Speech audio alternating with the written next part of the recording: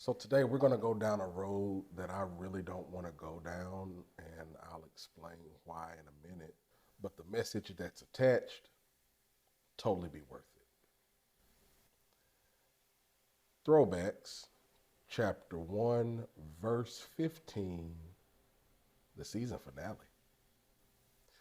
What's good? Welcome or welcome back to Throwbacks, the place where we talk about the unintended and unexpected theology of old school hip hop and R&B.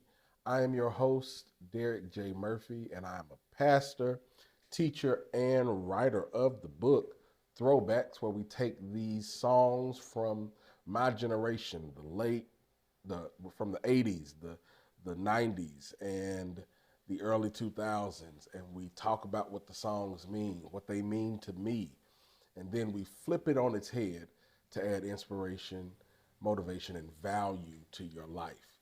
If you like that type of content, if you like inspiration and value and motivation, let me invite you to subscribe. And you will be notified every time we upload a new episode. This is going to be very important because this is the season finale. We have made it 15 episodes, and I'm really excited about it because this began with an idea that I couldn't shake, and I really needed to do this, and I felt compelled to do this. And from doing this project and sharing this content, um, I've gained 43 subscribers over the last 15 episodes, over the last 15, 16 weeks. 43 people have liked what they've seen so far so much that they wanted to subscribe so they can be notified every time that a new episode has been uploaded. And more than that, uh, this channel and this podcast has over 12,000 views, over 90 hours of watch time that people have taken time out of their day to spend with me to learn about this music that we love and to gain some sort of insight and inspiration that we didn't see before, but we can see when we have these conversations. And that means so much to me. And I'm so grateful to each and every person that has clicked on a video or clicked on a short or have listened to the podcast by audio version only, have interacted and engaged with the content on social media. Thank you, thank you, thank you, thank you so much. It means so much to me, and I'm really encouraged to continue on. Now, I told you from the beginning that this was something that I couldn't do every week, so we would do it in seasons, and we've come to the end of this first season, and I'm excited to share with you. So with that in mind and that said, we're going to go back to 1991. Last week we were in 1990. We're only going up to 1991. 1991 was the year that the Chicago Bulls finally won their first NBA championship, defeating the Los Angeles Lakers. The beginning of the dynasty, 1991.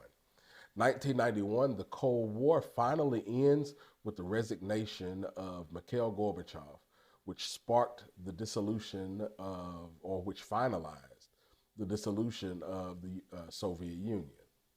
That was 1991. 1991, Sharon Dixon Pratt became the first black woman to be sworn in as mayor of a major U.S. city, and that city was Washington, D.C.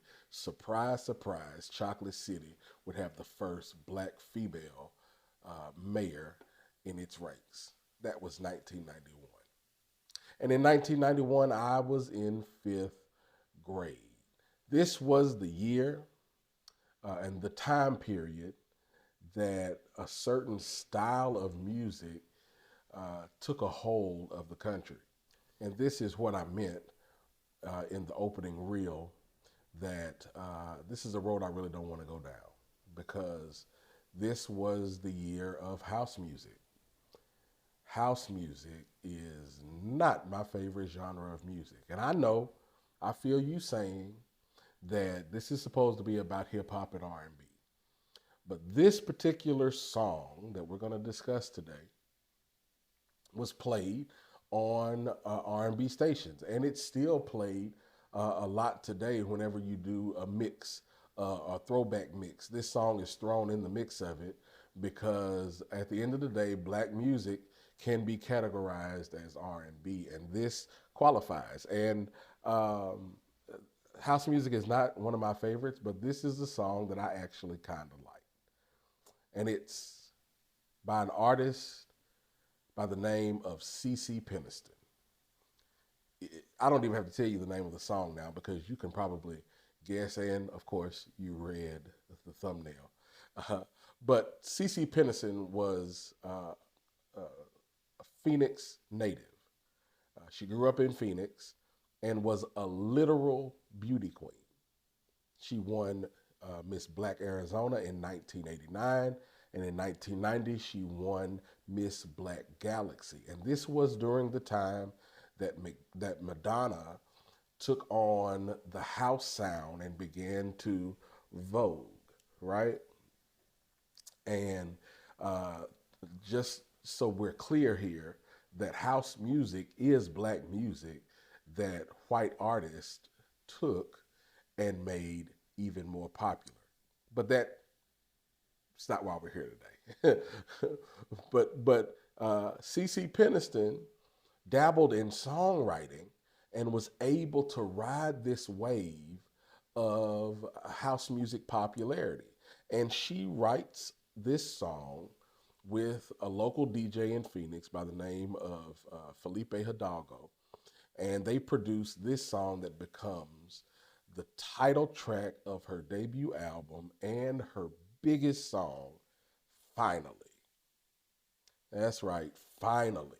It has happened to me right in front of my face, and I just can't hide it. This is a house dance classic, house music standard, written by Peniston and Delgado, Rodney K. Jackson, and Elmer Lee Linnear. And it was said that she wrote the lyrics to this song as a poem in her college chemistry class because she was thinking about her love life and dating while in college. And this song becomes a dance anthem.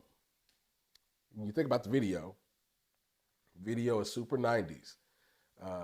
Though it was shot mostly in black and white, there was still a whole lot of color, a whole lot of bright colors, because they use overlays effects, and these colors were seen over the black and white images, and it's really, really 90s, and I can see it in my head right now. It's very memorable. It's not one that is easily forgotten. And when you think about the lyrics of the song, the song is a joyful, it's a happy song, because finally it has happened to me, right? It's about the joy of finding love. Remember, she was writing this poem in her chemistry class, excited about her dating life while in college. And so the themes of the song is really about euphoria, feeling good, gratitude, and being happy for finding love. Listen to the refrain of the song. It says, "Finally, you come along. The way I feel about you, it just can't be wrong. And if you only knew the way I feel about you, I just can't describe it," right? This song is extremely happy and it makes you want to dance. Now, this was the thing of that day. And clubs were hopping to this song. It was an instant dance classic. In fact, it topped the dance charts for 2 weeks. And then it peaked at number 5 on the Billboard Hot 100. And then more than that, it was in the top 10 around the world in several different countries because it was such a feel good song. And as I said before, it is Cece Peniston's uh, biggest record that she ever recorded. And she can still perform it today and rock the house. Uh, and it feels good. And as much as I don't like house music, you know, I can get with it too, right? I'm not going to Vogue, okay? I'm not going to do it. But I can feel good to this music. So, how do we get from Cece Peniston to adding inspiration and value to our life? How do we go from the joys of finding love to being motivated in our life?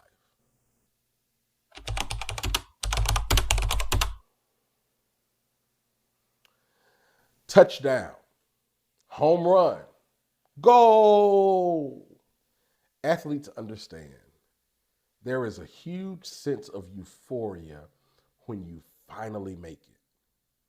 Crossing over that goal line or watching the ball fly over the fence fills your heart with joy and excitement. The kind of excitement that makes you run to the center of the soccer field with your shirt off, or willingly allowing someone to spray you with champagne and getting your $200 sneakers soaking wet. Achievement is one of the greatest feelings ever, but it doesn't come by happenstance. Getting this feeling is the result of several steps. First, it begins with a vision. A vision is greater than an idea in that it compels you. Ideas are fleeting, but more times than not, a vision won't let you rest until you've done something. You'll have a million ideas between today and next week, but a vision will linger until you at least try. Number two, don't neglect training. Being talented doesn't exempt anyone from training and practice because they perfect our talents. Training and practice allows you to mess up and work out your kinks in private and not in the game or on the big stage. This also helps you to relax when it's time to perform. Number three, you want to submit yourself to coaching or mentorship. Everyone needs someone to watch them objectively, to help them with the things that they can't see themselves. This is where coaches and mentors come in. They might not have been the best player of the game, but they can see you clearly, and they will help you with all the things that are in your blind spots, and that'll perfect your talent. Number four, always pray. God is the one that gave you the vision and the strength to pursue. Don't ever leave him out of the equation. Jesus said in Luke 18:1 that men ought to always pray and not faint. So find yourself a prayer life. Finally, execute. Just go for it and pursue with confidence. There are a lot of people who talk about it, and even a few more that will get the ball rolling. But you will be one of the few who actually follow through. And you will never win without first taking the field. It's your time. It's your turn. Get up. It doesn't matter what your vision is or what your goals are. You can do it. And if you follow these steps, before you know it, you'll be singing, finally it has happened to me right in front of my face, and I just can't describe it. Thank you so much for joining me on this season finale of Throwbacks, the unexpected theology of old school hip hop and R&B. I hope you have enjoyed these conversations so far, and we are not done. We're just going to take a little break, and we'll be back in the middle or at the end of summer to do another season of these conversations that add inspiration, motivation, and value to your life. We're going to do a few things between here and there, so you want to click subscribe. If you want to be notified whenever new content is posted, click subscribe and you'll be notified. Click that like button, comment on the video, engage with this content, because that helps to spread this message that we are sharing here on this platform. If you're interested in the book, find me at derekjmurphy.com. That's DerekJMurphy.com. And there you can find all of my books. You can find some other writings as well. You can interact with my social media across all platforms, and I am building people across all platforms. And so go there to DerekJMurphy.com and interact with me. I would love to hear from you. So with that said, that wraps season 1. Know that God loves you best, and I love you best I can. We'll see you next time. Peace.